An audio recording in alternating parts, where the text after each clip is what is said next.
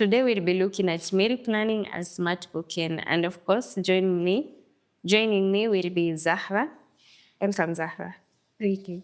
So during Ramadan, cooking often increases, right?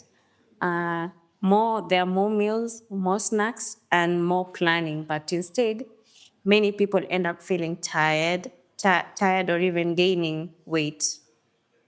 Would like to focus more on how families can cook smarter without losing flavor and tradition, and also focusing on healthy meals. So why is meal planning important during this month of Ramadan, and how does it help families stay healthier? See, so as you have mentioned, one of the goals that many people have during Ramadan is, not indulging in the fried, sugary foods. They want to have more structure in terms of the meals that they take and that their children also take. And so meal planning is very important because it will prevent what we call hunger-based decision making. So you don't want to make decision based on how you're feeling or how hungry you are, because you'll overestimate maybe how much food you're supposed to take. You'll definitely overindulge in the foods that you've mentioned. And so that's why meal planning is very essential. So it will prevent maybe emotional based or hunger based decision making. And it will ensure that your meals are more complete in terms of the nutrients that they contain as well. So what are some of the mistakes that we make while we are making our iftar and suhoor meals? Well, some of the mistakes we make is focusing a lot or relying a lot on the deep fried starters, the samosas, bajias, the kaimatis and whatnot. So there's no problem with taking these foods, but the problem is we end up most of our calories, end up coming from these deep fried foods. So that's definitely one of the mistakes. Number two would be also the high sugar, the highly sweetened juices and desserts as well. Especially if those are the fast things, because some people will break their fast. Instead of with water, they'll take juice or they'll even go straight to dessert. So again, that's a problem. And also when it comes to suhoor, we talked about this before. When it comes to suhoor, you're focusing more on the carbohydrates or on the deep fried starters as well. So again, having a suhoor that is very, again, not complete. So primarily containing carbohydrates, doesn't have any form of fiber or protein. That's also another mistake. So we should focus more on eating more of healthy foods than people often think that when we reduce when we told that we should eat healthy, it means we eat bland food. How can we reduce sugars, salt, and more fried foods, but again make it more flavorful and tasteful? Yeah, so that's always a challenge, and that's something we are always trying to control. So, oil, sugar, and salt as well. When it comes to oil, for example, these days there are many healthy ways of preparing foods that will ensure that you're using way less oil than typically frying. So squeeze it corner air fryers. Some of us can bake, we can grill. So those are much healthier choices or ways to prepare food to reduce the oil. When it comes to sugar, for example, you can use spices, for example, cinnamon, cardamom. These are spices that already have some form of sweetness to them, or even vanilla. So in as idea to enhance the flavor without you needing to add more sugar. When it comes to salt, you don't have to replace salt, of course, unless you want to, but you can reduce your salt and maybe add things that would enhance the flavor. For example, acid from maybe lemon or lime, or maybe using herbs like dania, cilantro, hisopias in idea to enhance the flavor so that you don't feel, like the meal you're having is bland. Yeah. So how uh, Ramadan comes with extravagancy. We do a lot of shopping for foods. So how can one smart shop while focusing on buying healthy and focusing on healthy eating?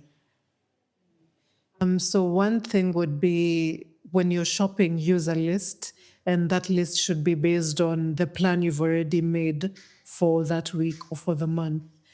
So yeah, let it be strictly based on what you've planned to prepare.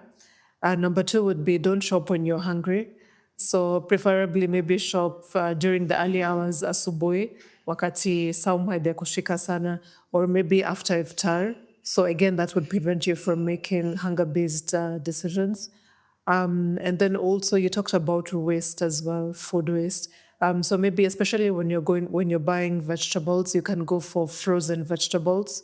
They will last longer and also they have more nutrients, especially vitamin C, particularly because it's not been exposed to air and sunlight. So frozen vegetables will last longer and they also have more nutrients as well. Yeah. So when we're doing the shocking, should we be focusing on what we are planning to cook? So how do we give us a simple weekly plan for a busy family? So now, for example, so what you can do, you can use like a particular theme for certain days. So you can say, for example, Monday it's meatless Monday. So you're not having any meat on Monday, meaning that you'll now incorporate legumes like beans and lentils, of course, vegetables. You can say that, for example, on Tuesday, you're having pasta. So your dishes will primarily be based on pasta. You can say that on Wednesday you'll be having soups and salads primarily. On Thursday, for example, you'll be having, let's say, lean meat and roasted vegetables. So you can essentially use those themes so those themes will help you narrow down on what exactly to prepare and what to buy as well. Yeah. What cooking methods can replace deep frying while still giving satisfying results? I think it's the ones we've mentioned. So either air frying or baking or grilling. So all of these will ensure that you're using about 80% less of, the oil that you typically use. How can families batch cook or prepare meals in advance to save time and energy? How can they batch cook? So, for example, you can prepare the components of your dishes like on the weekend during the weekend. So, for example, when it comes to like the tomatoes, peppers, the vitungu, you can set time aside to chop everything you'd need for the week and store them in the fridge.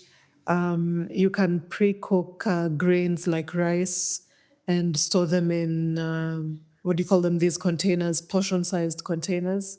And you can also, for the proteins like chicken and meat, you can also marinate them ahead of time as well.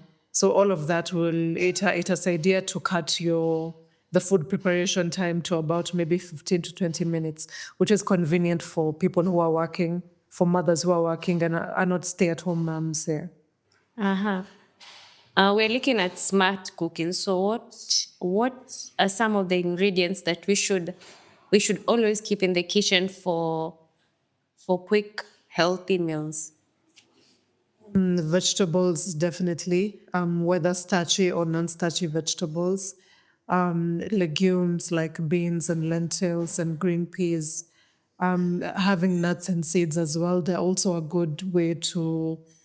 healthy way to snack. And they're easy to, you can just, okay, una kianjao, you want something, you can easily go for that. Dates, of course, are a staple as well. Fruits like dates. How can we make traditional foods healthier without losing their natural or original taste? How can we make them healthier? So one would be, of course, the way that you prepare them. So if maybe you typically fry them, then the methods we've mentioned, either air frying, baking, or grilling.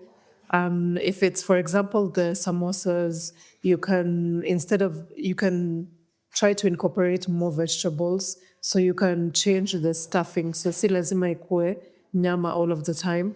You can try different vegetables, whether ni gourgets, ama cabbage, ama eggplant. There are many ways to incorporate different vegetables into the stuffing with the grains like rice, because rice is a staple in many homes. So maybe you can try to switch to brown rice, I'm a whole wheat pasta, going for those whole grain options, not every time, but some of the time, just to incorporate more fiber as well. Yeah. That was it from us today. Remember, Ramadan isn't about restrictions, it's about planning, balance, and smart choices. I was your host, Aisha Zeid. Until next time.